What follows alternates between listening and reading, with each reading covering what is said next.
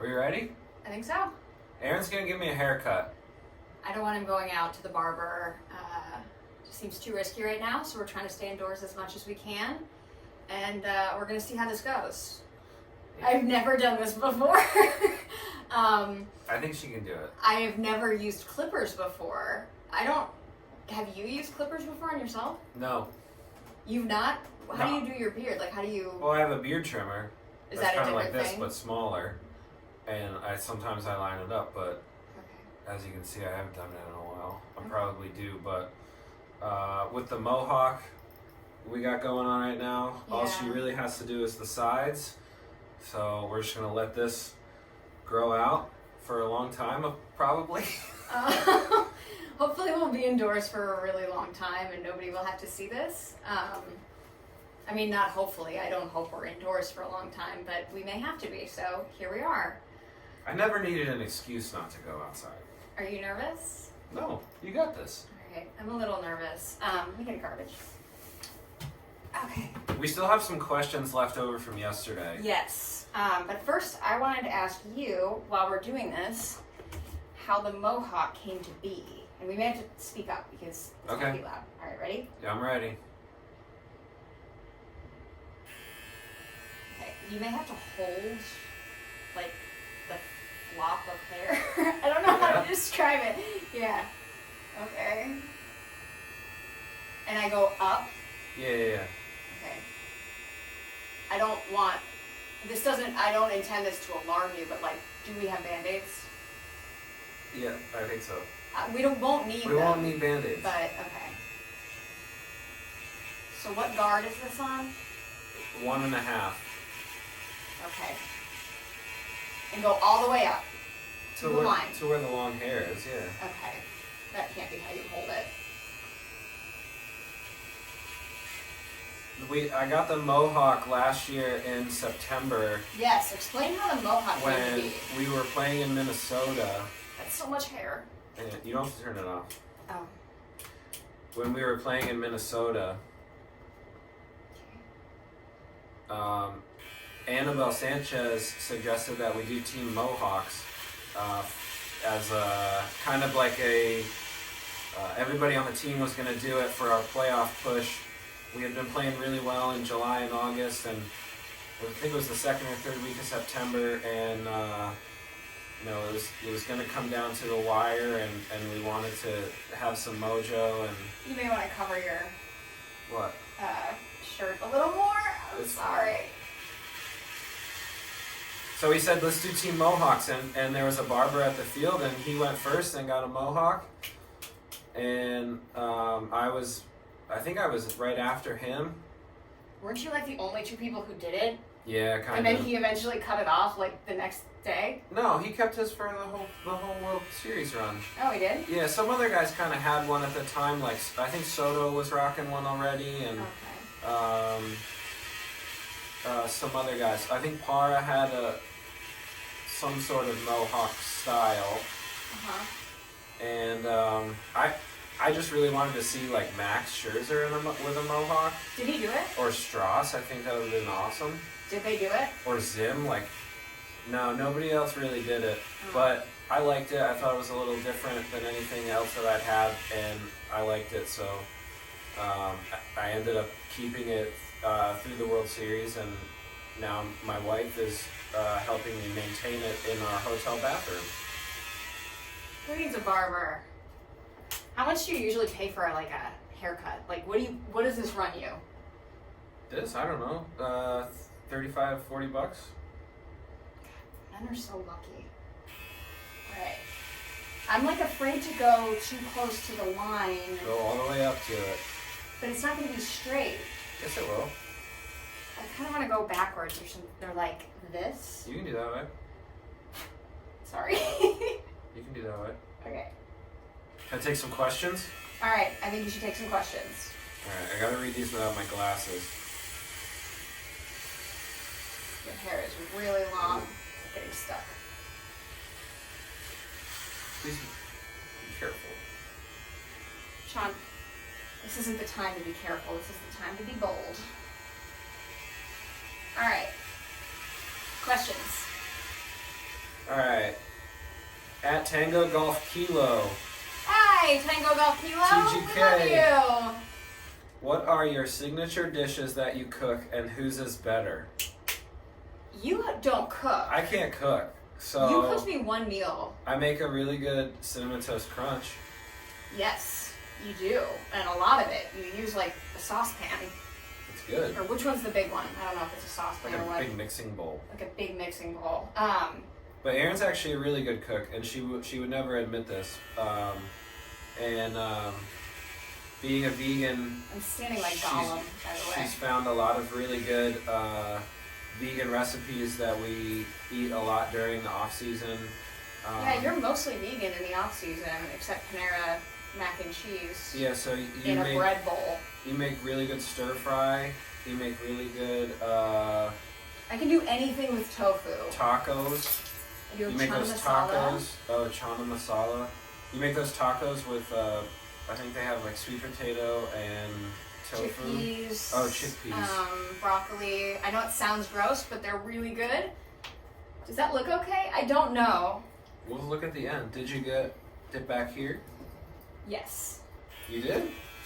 I think. I don't want to get the very bottom. I want there to be like a clean line, right? Yeah. Okay. Well, it's not a clean line, but it's a line. All right.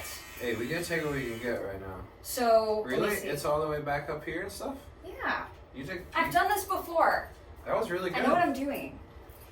Well, All right. Next question. Thank you for the question, TGK. Hold the flap. Funk Hunter Hank _ Upton asked, "Who's the toughest hitter to face in the NL East?" I can answer that for you. No, you answer first. Who would you say? Freddie Freeman. Pete Alonso. Bryce Harper is always scary. I had a lot of trouble with the Mets last year. Yeah, we're not talking about that. Let's just leave it at that. I may have just cut part of your eyebrow. I don't know. Erica at UVA Who Girl. No. Who else? I want Oh. names. Name names. Name names. Freddie's really It tough. looks okay. I can't really see. Freddie's really tough. That Braves lineup was really tough. Trying to navigate Freddie, Donaldson, Markakis, Yeah. right in the middle there. And Donnie was one of the first ones to catch you with the A's.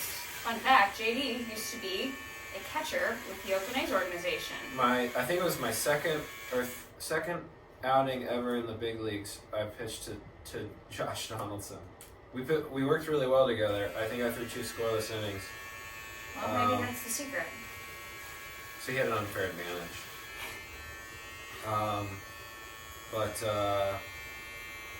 Actually Wilson Ramos, I think he was 5 for 6 off me last year, so Jeez. I have to mention that. You don't have to mention that, but Who's now the that you toughest have. hitter to face in the NL East, maybe, for me last year. All And right. the one time we got him out, he hit a line drive right back at me that knocked me down. Oh my God, that's right. And Howie made a diving play behind me, and we got him out at first. You But fell on your butt. yep. So You got dirt on your butt.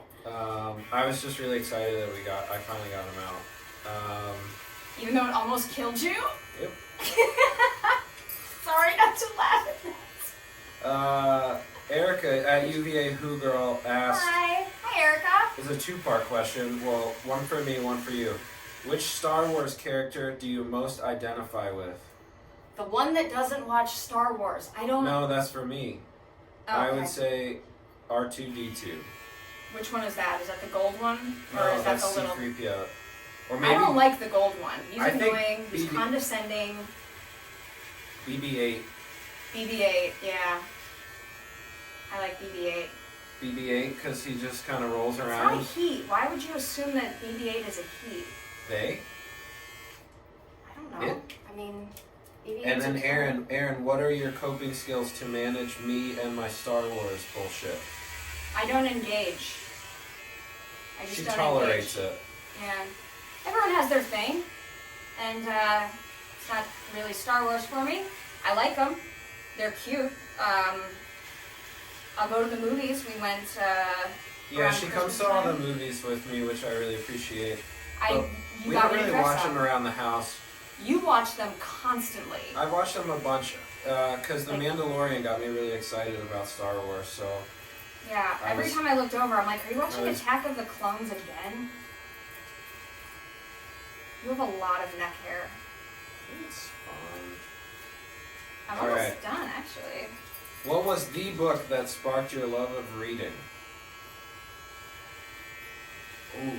I don't know, cause like I liked to read when I was a kid, and I read like a lot of Goosebumps and Who did you like? Matt Christopher books, and I read a lot of Calvin and Hobbes. But then, like, you know, you get What older. about Hatchet? I never read Hatchet. Sorry. What's the other one where they're like out in the woods? Walk in the Woods. No. Okay, never mind. Can you hold your yeah, and back here as well? Well, actually, yeah. No, just up here first for a second. Thank you. But the books recently, like within the past few years, I would say the Broken Earth trilogy by N.K. Jemisin really kind of opened up like a whole genre of books that I never read, like science fiction and fantasy books. And they were some of the most fun books I'd ever read. And so if people are trying to get into reading, or they're looking for new books to explore, I would recommend the Broken Earth trilogy. Start with a 5th season. It's really, really good. Okay. At Katie in DMV asked, what's your favorite memory of New Jersey? I don't know if there's just one. For anybody that didn't know, I grew up in New Jersey. Yeah, he rarely talks about that either. Outside of Philadelphia, in South Jersey, what is a little bit north of Mike Trout country. But a little bit south of Todd Frazier country? Right. Okay. Right. Got it. I don't know if there's like just one. I don't know if that's even. Summer vacations at the shore. I'm looking in the mirror. You talk about Wawa a lot. Is it? You gotta go all the way up here. Alright. See this? Okay, alright. I got it. So. The towel's gonna not do anything. Okay. Probably going to Wawa and getting a hoagie. I hate this. And then going down the shore. It's amazing when the Eagles Ocean are on City. television. Ocean City, maybe? We go down Next the shore. Next question. Thank you. Fine. John Boy asked. Hi, John Boy. John Boy, you guys know John Boy. Internet's bad boy. The hero we don't deserve. He asked, is there a quote from a book or a person that you bring with you on the mound to stay in a certain headspace? Ooh, you write some stuff in your hat. Yeah, I write messages to myself in my hat throughout the season. I take a Sharpie and I'll doodle some things in there, and part of my routine before the inning starts, after I'm done my warm-up pitches, I take my hat and I kind of collect my breath, and take my hat off and I collect my breath and I look in, and Let's see if this is. It's still like I need to come in, I think. It's really hard to tell. I should give you like You're a doing mirror really or good something. over here. No, see this? Do you need a mirror? See this right here? Yeah. Get rid of it. Really? Yeah, you gotta go all the way up to that line. Okay. Here, I'll hold This it. is just getting so. I'll hold it like this. I just am worried that we're gonna keep going up and up and up until it's You're just. not. It's pre set in. It's set in. Okay. Also, my hair grows really quick. I know this should only count as half a haircut. Okay. So last year in my hat, I had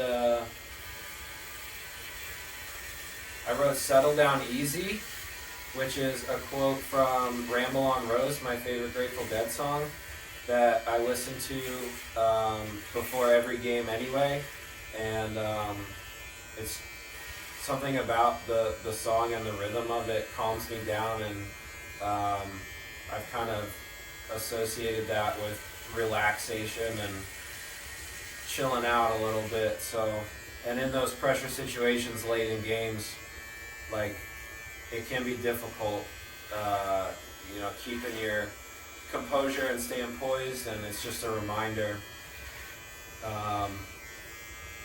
to just chill out. I don't write anything in my hat, or I don't bring anything on the mound with me when I go. I just go.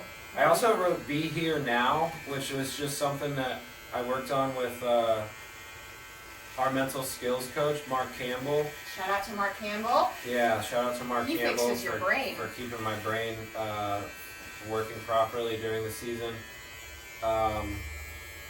And it's just a reminder to kind of slow things down and, you know, take a second every once in a while to just look around and think about what a cool opportunity this is, pitching in the big leagues.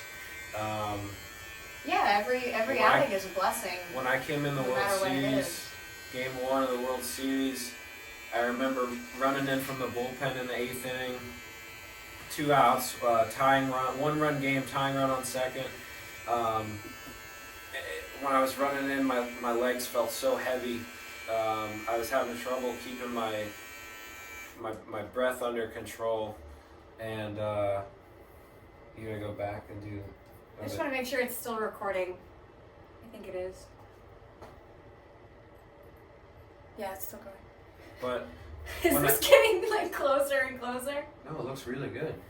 Okay. When I finally reached, does that help?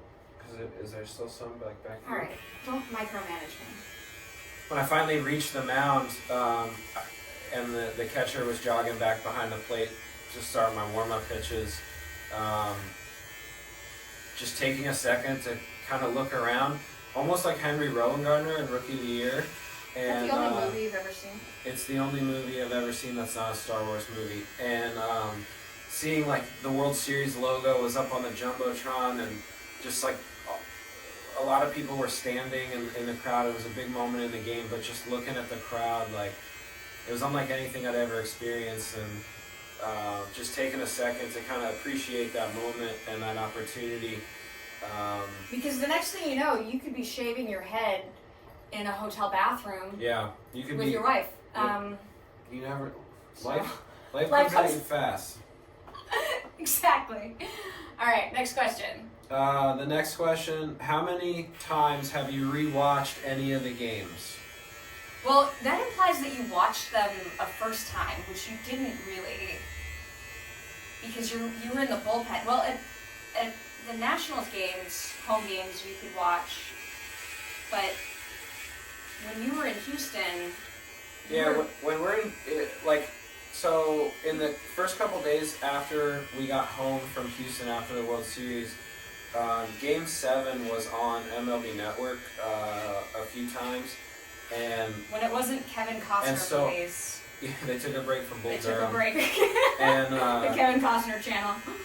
I watched Game 7 one night, and it was great because in the moment, like, I forgot how many really cool things happened in that game, because I was like, I watched most of the second half of the game through the out of town scoreboard in left field. There's like a sidewalk, you can walk back behind there and peek out. And, did you see Howie's home run? No, I couldn't see Howie's home run because from that angle? At that time I was in a different part of the bullpen. I was kind of down by the mound stretching. Did you hear it? I heard. Well, I kind of was just judging by the reaction of the guys on our bench down in the bullpen, because where I was standing, I couldn't see it. I knew he hit it hard, and from that angle, we can't tell if it's going to be fair or foul. This might be taking too long. I don't know if this is how long your haircuts usually take. But They usually take way longer than this. Oh. You're doing Well, great. they're probably not as good as me. Yeah, they're not as thorough as you. So I haven't watched many of the games, but I did watch Game 7 again, and it was one of those things where I'm watching the game and I remembered that the final score was 6-2, but were you still nervous? I forgot how we got like those runs at the end of the game. Yeah. Like after Howie's home run, I just didn't remember anything else that happened, because I was like pacing and stretching and trying to stay focused, and so it was fun to go back and watch it. Shout out to Eaton for the insurance runs. Yeah. Big Michigan energy there. Yeah, love you, it. Adam Eaton. Tim Ryder at Timothy R.R. Ryder asked, "What's your favorite Dead show?" And Aaron, I'm sure you have a couple. Yeah, I think this is probably a cliche, but I really like the Europe 72 albums. I know that's like a series of live shows, but I think those are some of the best. And then all of the whole like Dick's Picks catalog. I don't know if anyone lives in Chicago, but they used to have a thing on XRT, the radio station, called the Grateful Dead Hour, and they would play a Dead show every Sunday night, I think it was. And I used to record them like on cassette tapes, because I'm 1,000 years old. And I still have those tapes, and I don't know if they were like Dick's Picks, but everything XRT had, I really enjoyed. And this is great content for anyone who's not from Chicago and not interested in local radio discussions. Remember radio? Oh, that was cute. I would say mine. How is there still more hair? I really like their Red Rock show from '78. Is that even? I can't tell. What do you guys think? Just like a bun? I really like their Red Rock show from '78, and hard to tell. I think it's even. the Sunshine Daydream concert from Veneta, Oregon. You like a lot of Red Rock shows. Did you say that already? I said I like their Red Rock show. Yeah. We got to go to Red Rocks right after Christmas because we went up to the mountains. No one was there, but we just walked around. It was it was a religious experience. Yeah. I'd been there a couple times before to see some shows, but you'd never been and you wanted to stop, and luckily it was a really nice day out. So you have a lot of neck hair.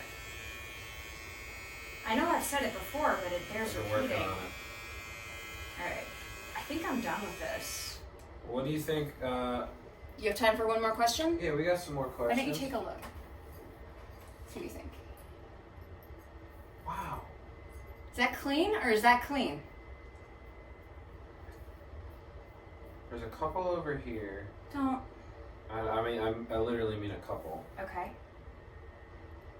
Right there. But like, I can't see. What are you talking about? This line is so straight it could be a level. Look, see? Alright, then you need a bigger hand. Do you see those? Yeah, but you gotta hold. Okay. Alright, next question. Next question. Oh, our friends at the Dollop podcast. Shout out to Dave Anthony and Gareth Reynolds. Love the dollar. They asked, "What's your favorite podcast?" Grateful Dead Hour on XRT. Kidding.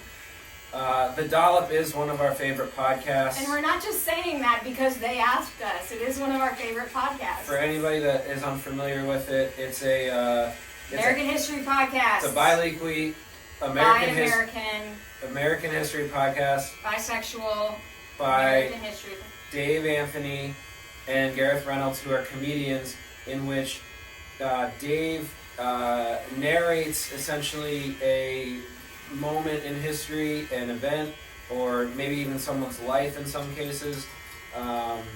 And Gareth Reynolds has no idea what the topic is going to be about. Gareth doesn't know anything, and so they get into some really good banter, and it's a lot of fun. Yeah. What's your favorite episode? Because I really like the Ronald Reagan episodes. What's the baseball one? The Fleetwood Walker Fleetwood one. Walker is amazing. That was amazing. Yes. If you want to start with the Dollop, start with the Fleetwood Walker episode. It's one of the earlier ones. And the Ronald Reagan one is a little more recent. Hilarious. I also really like, I like the Daily Zeitgeist. Yeah. I listen to What a Time to Be Alive. Shout out to Eli Uden. Yeah. DC native. DC's favorite son. I also like... Pod Yourself a Gun. That's the Sopranos Huge podcast fan, that Aaron started listening to, called Pod Yourself a Gun. They break down each episode, starting with season 1, episode 1. And it is really good. I've listened to a few of the episodes with her, and she's anxiously awaiting... there's a Sopranos podcast coming out in April with Michael Imperioli and Steve Sharippa. Steven Sharippa, famous follower of mine on Twitter. Very excited about that. That's what he's most known for, not playing Bobby Leary. He's known for recently following me on Twitter. Yeah. I also like Your Kickstarter Sucks. That is really funny. That's a funny show. That's a funny podcast. Get the dog out of here. Sophia is very loud. Sorry, guys. All right. Scary stories to tell On the pod. on the pod. And a dozen. Aaron likes a lot of Spookies? scary podcasts, true crime stuff, and so Spooky doesn't have to be seasonal. it's a Sometimes spooky is year round. it's a nice crossover because it's funny enough that when sometimes I get scared, I can still enjoy it. I can't get this little thing. You have a weird cowlick, and I don't want to like shave a third of your cowlick. No, off. leave it. Is that okay? Yeah, when I have a bad cowlick there. When I put product back there, it's Is it fine. even? It looks even. Can I Everyone see the, watching? Can I Is it see the even? mirror? Can I see the mirror? Everybody. Let YouTube be the mirror. I mean, the internet is really a mirror for our society. All right. Guys, I think it looks great. Ooh. Turn to the side. Let everyone admire my handiwork. What do you think? Is it good back here, Aaron? Well, don't ask me. I can't- think it's good. Other way. It's not bad. I think it's. I know what I'm it's- doing. I think it's really good. Can you do my neck with? Yeah, we're almost done. All right. Okay? All right. Then you have We're- time for one more question. We're out of questions for Oh, you now. are? Yeah. All right. Well, then we can probably talk about Capital Area Food Bank. Are we still recording? Yes. Can you just take this Uh huh. and just get? Ooh, that's no guard. Yeah. Am I ready for that? I like to live dangerously. I trust you. This is You a. shouldn't. this is a you high- should not This is trust a high me. level of trust. So just. I know. You don't have to go like right up here, but like see these fuzzies All right. like over here. So let's talk about Capital Area Food Bank. Right now, there are a lot of kids home from school all across the country, all around the world, and some of them rely on school for food, for their lunches, for several meals a day. So in order to sort of meet the need that many parents are finding themselves in to get Especially food, when a lot of these parents they can't work right now. so they're not eating. They might have been sent home from work. Yeah, and they- they're kind of unsure when their next paycheck's going to come in. Their kids aren't getting meals at school anymore. So there's a huge demand for food And right now, do you see, the Capital Area Food Bank is providing meals. So for every dollar that you donate, they can, that makes 2.5 meals. So what we have done is we have donated 25,000 meals to meet the need. They are building quarantine kits for families right now, but we need your help. We would like you to help us make it to 50,000 meals. So we're gonna put a page on Twitter. We're gonna put a fundraiser on Twitter, and you can click on the link and donate there. We want to make it 50,000 meals. I hope you can help us. Thank you for watching Sean's haircut. If anyone else needs any, you know where to find me. How do I look? At a hotel. How do I look? The whole time I haven't had my glasses on. I want to see how I look. Too close. Too close. We can end He it. looks good. Thank you.